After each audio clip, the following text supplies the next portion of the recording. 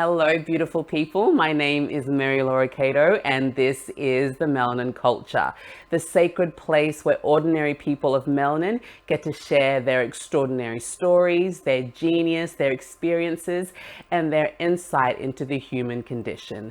Now, on today's episode, I'm so excited because we will be talking about all things finding love in your 30s. Hey guys, my name is Sanyu, and who am I? I am lots of things. I'm a registered nurse by profession, but I also have a couple of businesses, Lubadjo Apparel and Lubadjo Events. Lubadjo Events. It was food, but now it is events because we do both styling, like event styling, as well as food. And what else? So those are the things that I do to make money. I also do YouTube colored adventures. That's what we're called. And so definitely check us out. Check us out on everything. We're in all the social medias you can imagine. But also things that I absolutely love are traveling. But COVID has definitely done a number on us, so we haven't really traveled as much, but that's one of the things that we absolutely love. But it's also given us an opportunity to travel around Australia, around Brisbane, so it's okay. Other things I love is, or that I do a lot of fashion. I like going out to events, and I love actually talking as well, and I'm always out there getting to know people, and having meaningful conversations and eating lots of yummy food. So getting dressed to eat. Yes, you find me there. Yeah. So how long were you single before you met? Yeah, so I was single for 7 solid dry years. Yep, 7 dry years. For the most part, I think it was that I was happy to be single than be with somebody that doesn't really respect me or really care for me, because I love myself.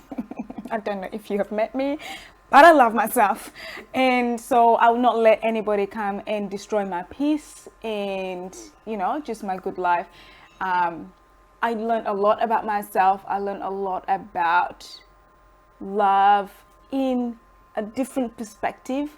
What I mean by that is just like watching the people around me. That's another thing about me. I actually like learning from other people around me and try not to do the same mistakes that they have made.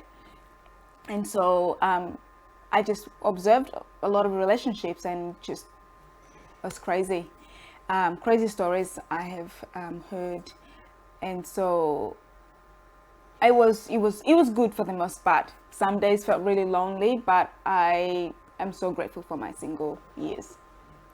Currently, I am happily married to a beautiful and gigantic German man.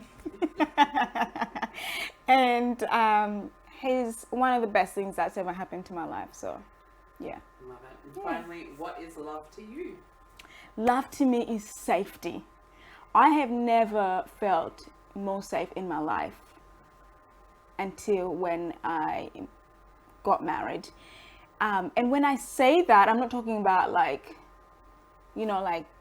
the crazy kind of unsafety out there. I'm just talking about like in your day-to-day life, being completely comfortable and just being completely yourself and not feeling judged.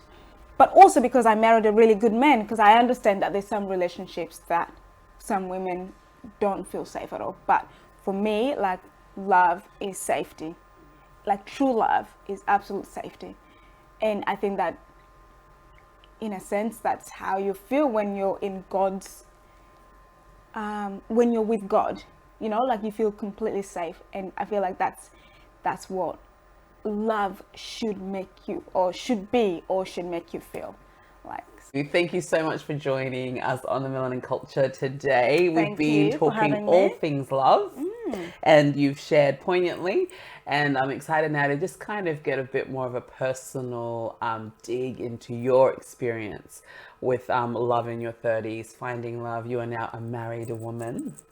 Praise the Lord. Yes, married. Was last year or the year before? 2019. 2019. I know it's coming to 2 years. That's crazy. I Yeah. know, yeah. So how did you? Just a summary of how you and Lawrence met.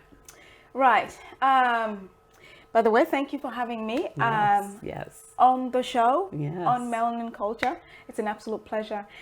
So Lawrence and I met. Okay, so he basically slid into my DMs I love that. on Instagram, and then we basically just started talking. It was before, initially it was just more on a professional level, but then as we got to know each other, it became very apparent that there's more to this collaboration. I love it. Yes. So basically that's how we met. Yeah. And yeah. Yeah. Now, similarly to Shaman's side story, you guys had a more extended, long distance relationship. Never ending, it felt like. Yeah. Yes, yes. Yeah, because you were here and he was in Germany. Yes, yeah. What was the toughest thing during that period? The toughest thing was obviously not being able to see each other and touch. Touch is something that is very, very important, and it's not even just for any human. Yeah. You know, it is something that is very important and healing and beautiful. And so I think that was probably the toughest part for me. Yeah. Yeah. And I guess on the other flip side of that, what was a perk? As in, what did you find was strengthened because of the distance that would have otherwise not been had he just lived down the road? Right, yes. Of course, I think communicating was probably, it's something that was sharpened the most. Yeah. Because that's all we had. And we had, like, even when we had fights, we had to talk through it to resolve it. And I think that's definitely like our strength in our relationship. And then obviously trust was like to the max, because everybody, like, you know, I had people asking me, and she was worried that he's probably, you know, cheating on you and stuff, and I'm like, no, I mean, you know, he hasn't given me a reason to feel that way, so no. So absolute trust. I love that, trust and communication. Yes. And I mean, because I remember we'd have conversations and you'd be like, I've never ever communicated so well in a relationship than I have because of that distance. And I think that's so true. So in any situation, right, there's always going to be the perks, and then there's going to be the struggles. Absolutely, yes. Yeah, and when it comes to you and Lawrence, when in the timeline did you go, you know what, this one's it for me? I think we actually felt it probably probably our third conversation. I love that. Yeah, I love that it's conversation. Second, third conversation, we just felt like this is probably it. I love that. And it was just, and then 2 weeks later, we were like, I love you. Okay, all right, sorted. I love it. Yeah, and I remember it because we were going through the finally actually dating period at the same time, right? Because you know, in the church it was a long spell of nothing. It was dry. And then we were like, you know what? Let's just put ourselves out there and start to try and date. And so I remember you'd be like, it seemed like it happened quickly, but it just felt so right. It really just did. Yeah, and I always remember one thing that you and another mutual friend of ours, Ruth, would always say is that Lawrence loved you the way that you needed. Like that was handmade. Like God did that. Like, I really feel like that's God had His hand on it hugely. just because like God knew how broken I was and how I have not really I haven't really like received love the way for like the way I needed, Yes. in a sense. And then he brought Lawrence along. I have learned so much about love since meeting him, how to Yeah. give it and receiving it. And receive it, yeah. Yeah. And in line with that, what would you say is the greatest lesson you've learned about love when you were single? Yeah. And then putting that next to what you've learnt now as, you know, a married woman. So love when I was single. I think love when I was single, love was I was very selfish about love, I guess, because I feel like maybe I didn't give it as much, but I wanted obviously to receive a lot of it, and I was very hard with it as well. But also I think that's because of my upbringing. Yeah. And then like I didn't communicate it as much, Right. you know, Yeah. because I grew up in a household where my parents don't say I love you, but their actions But yeah. spell it out. It's just not, that's not how they were brought up as well. Yeah. And so it kind of continued on. And so I feel like when I was single, I was definitely a bit more selfish and just didn't really give much of it or communicate it as much, versus now that I am married, I think the relationship and the marriage has just opened so much, you know, like opened me up so much to love, and I like to think that I'm a bit more I give it way more, and I've also learned to receive it in a good way, right?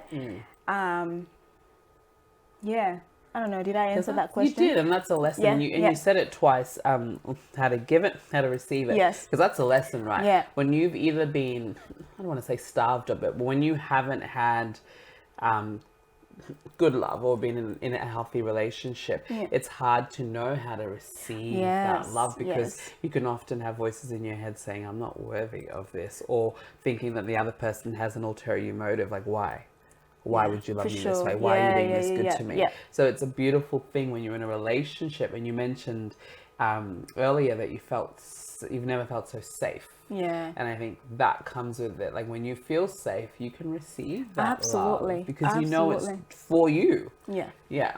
Yeah, for Yeah. sure. And I sorry, just to add, like, cause I felt like there was no trust, and I feel like love and trust go hand in hand.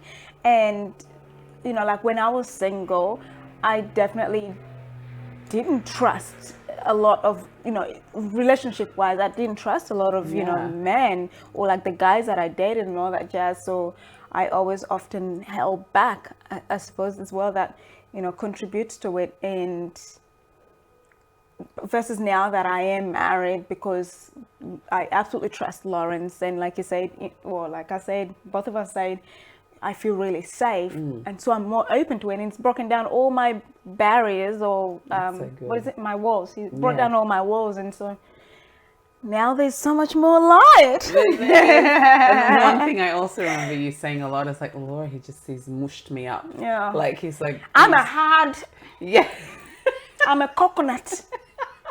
But he's broken that shell, Yeah, and he it's all did, this he goodness did, is he in there. did, yes. And you know that I've always believed this saying that we're meant to be love letters to each other from God, and I've always wanted to be a love letter to my partner, or just even my friends, the people in my world, vice versa. Yeah. That's when you know it's a beautiful thing, when you feel like this was a love letter specific to you and you to them, and definitely, you know, So I think that's a beautiful thing. So on being single and married, what are things that you miss about singledom? Because let's be real, as wonderful as being loved up is. Yes. So because I was single for such a long time, I actually at the time, I think I was so sick of being single that I was ready for a relationship. And and thankfully it happened.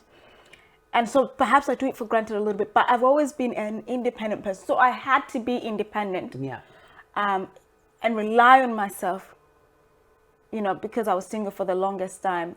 And so now that I am married, I miss having my independence sometimes. Yeah. Because it's just, I don't know. I love spending time with myself, spending time with friends, and you know what? Like, let me just rephrase that. Lawrence allows me to actually do so much of that. Yeah. However, it is not the same as when you're single. And this time, and obviously being married now, I have to sometimes think about what I'm saying, like portraying myself. I need to be a bit more careful because I am married to somebody, and I don't want to ever make him feel embarrassed or anything like that. Exactly. So, I feel like there's definitely those things that I kind of, like, there is freedom, but it is not like how it was before. Yeah. So in a sense, I kind of like miss a little bit of that, and just doing whatever I want with my money. Right. Because the thing is, once you get married, like all of a sudden there's all these big things that you got to do, like big decisions, because since I've been married, we building a house. I mean, once you start building a house, where's the money? And then before that, you're already starting to save for that. And then you're thinking about kids, which also, so it's all of those things that, like the responsibilities kind of like add on, like when you're married. And I know some people obviously do, build a house and all that when they're still single, which is fine. But for me, I chose to kind of just, wait, enjoy myself, travel. Because, how I talked about traveling before, like I love traveling. So I spend a lot of my money kind of like just traveling and, gaining experiences and all that jazz. But, you can't just do that as much anymore. So that's another thing that I do miss. But I would never trade my I think that's current status for that. Being single, because I feel like I actually did almost everything I wanted to do back then. And so like I really have no regrets. Well, I think that's so important, right? Is just living wherever you find yourself, live full in that, because all we have is the present moment. Absolutely. And to put off living for a partner one day, or to look back and go, it's just in whatever you're at, that's where you're at. Live it full and enjoy it. And that's it. I just think that's great. I think it's beautiful. I love you and Lawrence. I think that you're great. Thank you. Charlotte and Sai, I love as well. Just great couples. Just honest, real, mature couples who have your good days, your bad days, but. And we try to be honest with it, with our friends and stuff. If they ask, like, I don't know, it's just like, it's better to be honest, Absolutely. And, Absolutely. But no, thank you so much, Sanyu. Thank you so much. I've had so much fun interviewing you and just getting to know this side of you a little bit more and sharing it with our listeners, watchers. Of course, absolutely. Both. Do you want to do that again, or you're good? It's okay. I'll just cut that. Okay. All right. Well, thank you very much, Laura, for inviting me on this platform. It is, I just love what you're doing with it all, and you are one of my favorite people, because just like we have great conversations. We do. My God, we love talking. We do. And you just inject so much life in me. And we're grateful. Thank you. Yeah. So the experience of finding love, it's the heartache, it's the falling in love, it's the growing apart, it's the healing, it's the coming together, it's the partnerships, the friendships, the building families. all of that is so crucial and so vital to our human experience and the human condition. And wherever we find ourselves on the journey, love is pivotal to who we are and how we move across this thing called life. And more than, I guess, we focused, yes, on the romantic aspect of it, right? The lovers, the husbands, the partners.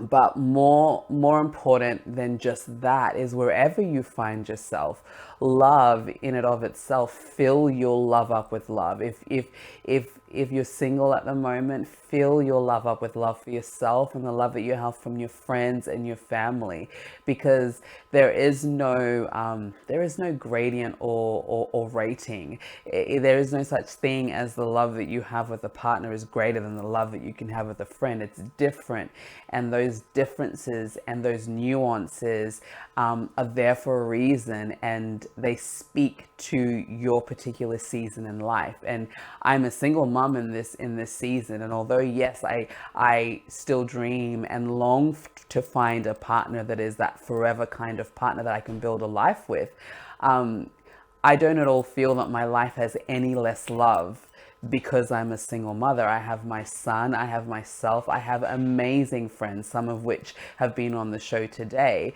I've got family, and I've got my God, and life is fuller because of that. Love is who we are, and it's why we are. And I could talk about this subject forever. But wherever you find yourself, embrace the love that you have. Thank you.